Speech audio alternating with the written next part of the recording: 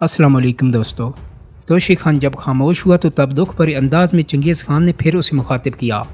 क्या तुम बता सकते हो कि अरबोश खान को किसने कत्ल किया? लम्हा भर के लिए तोशी खान की गर्दन झुक गई।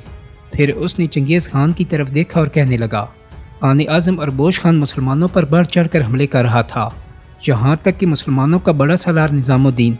हमारे लश्करियों को काट कर आगे बढ़ता हुआ अरबोश खान के पास आन पहुँचा। अरबोश खान ने उससे खूब मुकाबला किया, लेकिन तेग जनी के हुनर में निज़ामुद्दीन ने अपने आप को आला साबित किया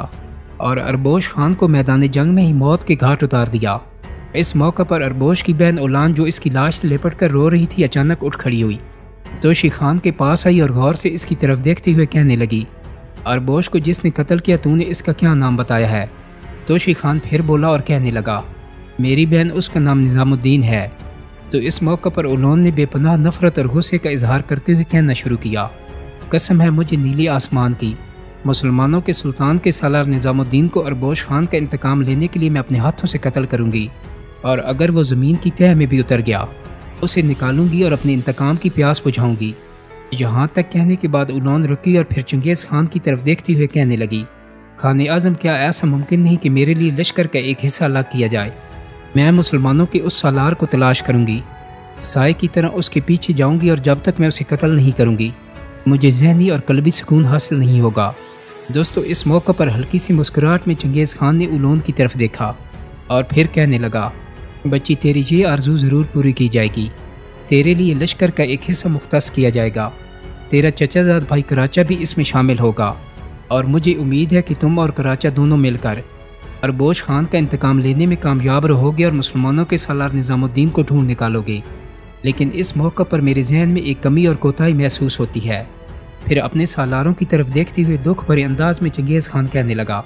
तुम लोगों को याद होगा कि जिन दिनों बगदाद का एक वफ्द और तबरिस्तान का बदरुद्दीन हमारे पास आए थे और हमें अलाउद्दीन ख्वाज़म शाह पर हमला आवर होने की तरगीब दी थी, तो इनके साथ समरकंद का एक तेग जन भी आया था। उसके आने का मकसद हमारी सरजमीनों को देखना था और हमसे मिलना था, शायद तुम्हें याद हो। इस पर सारे सालारों और चंगेज़ खान के बेटों ने चंगेज़ खान की हाँ में हाँ मिलाई। चंगेज़ खान फिर दुख भरे अंदाज में कहने लगा, जिस वक्त वो हमसे जुदा हुआ था तो उस वक्त उसने वादा किया था कि वो पहले समरकंद जाएगा और फिर हमारे लश्कर में वापस आएगा। वो अगर वापस आ जाए तो मैं उसे बड़ी अहम जिम्मेदारियाँ सौंपूँगा, इसलिए कि उस जैसा सालार मुझे कहीं नहीं मिलेगा। तुम लोगों ने देखा कि कराचा हमारे बेहतरीन और उम्दा तेगजनों में शुमार किया जाता है, लेकिन लम्हों के अंदर उसने न सिर्फ कराचा को तेगजनी के मुकाबला में अपने सामने ढेर कर दिया था, बल्कि अपने एक ही हाथ से कराचा की चमड़ी की पेटी में हाथ डालकर उसे फिजा में बुलंद कर दिया था और फिर बड़े आराम और सुकून से कराचा को मेरे सामने डाल दिया था। ऐसा सालार अगर मेरे पास आ जाए तो हमें किसी मौका पर भी दुश्मन की तरफ से शिकस्त का खदशा ना रहे, लेकिन वो शख्स अभी तक हमारे पास आया नहीं,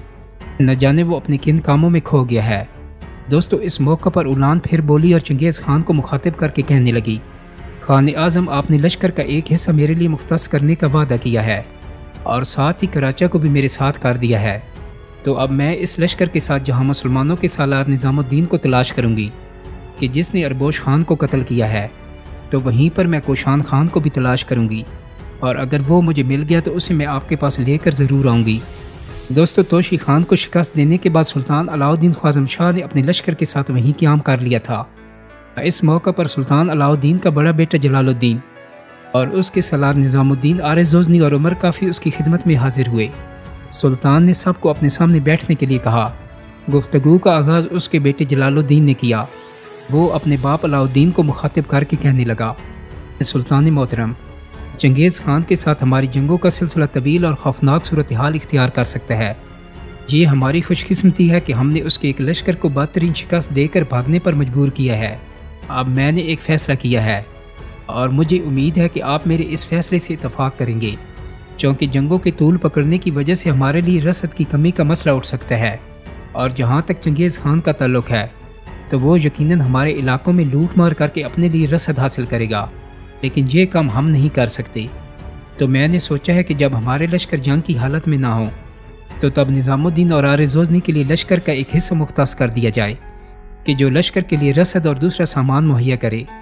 पहली कोशिश ये की जाए कि मंगोलों के लश्कर के मुख्तलिफ हिस्सों पर हमला आवर होकर उन्हें नुकसान पहुँचाया जाए, उनकी अददी फ़ौक़ियत को कम किया जाए اور ساتھ ہی ان میں سے جس کے پاس بھی راست کا سامان ہو وہ ان سے چھین کر اپنے استعمال میں لایا جائے۔ تو اس طرح نظام الدین اور حارث غزنوی اپنے لشکر کے لیے بہترین انداز میں رسد مہیا کر سکتے ہیں، اور یہ کام ان دونوں سے بہتر کوئی بھی نہیں کر سکتا۔ اور اگر زیادہ ضرورت پڑے تو پھر عمر کافی کو بھی ان کے ساتھ لگایا جا سکتا ہے، لیکن جنگ کے دوران ان تینوں بڑے سالاروں کا آپ کے ساتھ ہونا انتہائی ضروری ہے، اس لیے کہ جنگ کا جو تجربہ یہ رکھتے ہیں دوسرے سالار نہیں رکھتے۔ میرے خیال میں جنگ میں منگولوں کو جو شکست ہوئی ہے اس میں نظام الدین کا بہت بڑا ہاتھ ہے۔ میں نے دیکھا ہے کہ جو انداز نظام الدین نے اپنایا ہے وہ انداز بہت کم سالار اپناتے ہیں، کیونکہ دشمن کے لشکر میں گھس کر اس نے اربوش خان کو قتل کیا ہے۔ تو جب منگولوں نے دیکھا کہ ان کے سالار اربوش خان کو مسلمانوں کے ایک سالار نے قتل کر دیا ہے اور اربوش خان لاش کی صورت میں اپنے گھوڑے سے گر گیا ہے،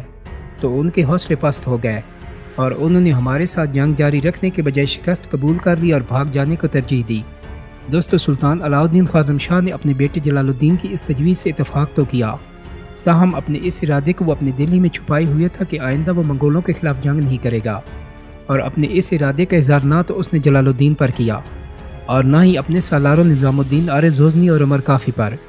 علاؤالدین خوارزم شاہ نے اپنے لشکر کے ساتھ 2 دن تک وہاں پر قیام کیا اور اس کے بعد اس نے وہاں سے پڑاؤ اٹھا کر کوچ کر لیا۔ چنگیز خان نے اپنے 2 بڑے بیٹوں اودائی اور چغتائی دونوں کو ایک جرار اور بہت بڑا لشکر دیا اور دونوں کو حکم دیا کہ وہ اترار شہر پر چڑھائی کر کے انال کو جو اس سارے فساد کا بانی تھا قرار واقع سزا دیں۔ دوسری طرف اپنے بہترین سالار توشی خان کو اس نے ایک لشکر کے ساتھ سامان رسد جمع کرنے کا حکم دیا، جبکہ خود ایک بہت بڑا لشکر لے کر بخارا کی طرف کوچ کیا۔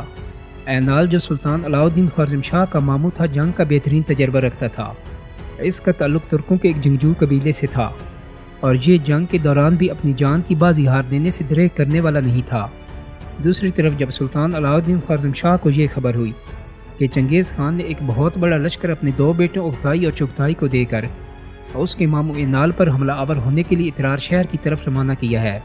تب سلطان علاؤالدین نے اپنے بہترین سالاروں میں سے نظام الدین اور حارث غزنوی کو بلایا۔ جب دونوں سالار سلطان کے خیمے میں داخل ہوئے تو سلطان نے شاندار انداز میں ان دونوں کا استقبال کیا اور اپنے سامنے بیٹھنے کے لیے کہا۔ جب وہ دونوں بیٹھ گئے تب سلطان علاؤالدین نے باری باری نظام الدین اور حارث غزنوی کی طرف دیکھا۔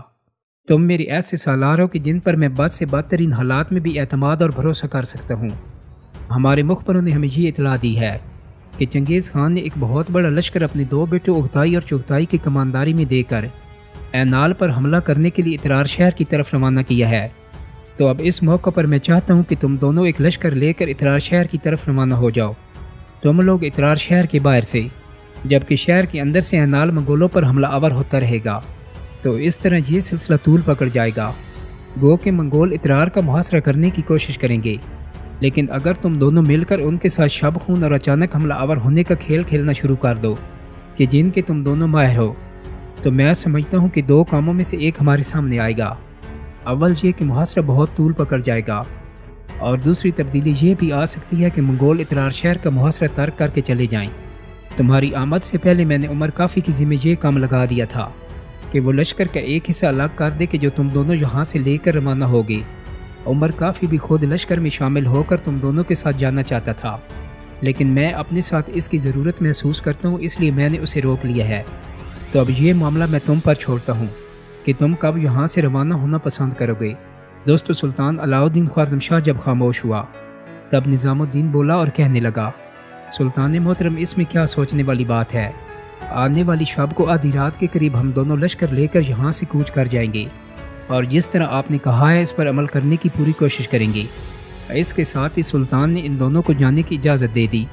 اور اسی رات نظام الدین اور حارث غزنوی ایک لشکر لے کر اترار شہر کی طرف کوچ کر گئے۔ دوستو، نظام الدین اور حارث غزنوی ابھی اترار شہر سے لگ بھگ 20 میل دور تھے کہ سلطان کے پھیلائے ہوئے مخبروں نے انہیں اطلاع دی کہ چنگیز خان کے دونوں بیٹے اودائی اور چغتائی اترار شہر پہنچ چکے ہیں اور شہر کی مشرقی سمت میں انہوں نے اپنے لشکر کے ساتھ پڑاؤ کر لیا ہے۔ تو یہ خبر ملنے کے بعد نظام الدین اور حارث غزنوی بھی حرکت میں آ گئے۔ پہلے تو اپنے لشکر کو انہوں نے ایک کوہستانی سلسلے کے اندر گھات میں بٹھایا اور پھر اپنے ایک مخبر کو اترار شہر کی طرف اینال کو پیغام دے کر بھیجا۔ چنانچہ وہ پیغام رساں آدھی رات کے قریب اترار شہر کی فصیل کے مغربی دروازے کے پاس پہنچا اور دروازے پر اس نے ہلکی سی دستک دی۔ دوسری دستک پر اندر سے دھیمی سی آواز آئی، کون ہے؟ اس پر وہ قاصد بولا اور کہنے لگا، سلطان کو خبر ہو چکی ہے کہ چنگیز خان کے دو بیٹے اغتائی اور چغتائی اینال پر ضرب لگانے کے لیے اترار شہر پہنچ چکی ہیں، لہٰذا اینال کی مدد کے لیے سلطان نے اپنے دونوں بڑے سالاروں نظام الدین اور عارض غزنی کو بھیجا ہے، اور وہ دونوں اترار شہر کے نواح میں کوہستانی سلسلے کے اندر اپنے لشکر کے ساتھ کھات میں بیٹھے ہیں۔ مجھے انہوں نے اینال کے نام ایک پیغام دے کر بھیجا ہے، اور اب وہ پیغام میں اینال تک پہنچانا چاہتا ہوں۔ تو یہ الفاظ سن کر اندر سے کسی نے چھوٹی سی ایک کھڑکی کھولی۔ پہلے اس میں سے دائیں بائیں دیکھا، اور جب اس نے دیکھا کہ باہر ایک ہی گھوڑ سوار کھڑا ہے، تب اندر سے آواز آئی، اپنے گھوڑے سے اتر جاؤ۔ وہ قاصد اپنے گھوڑے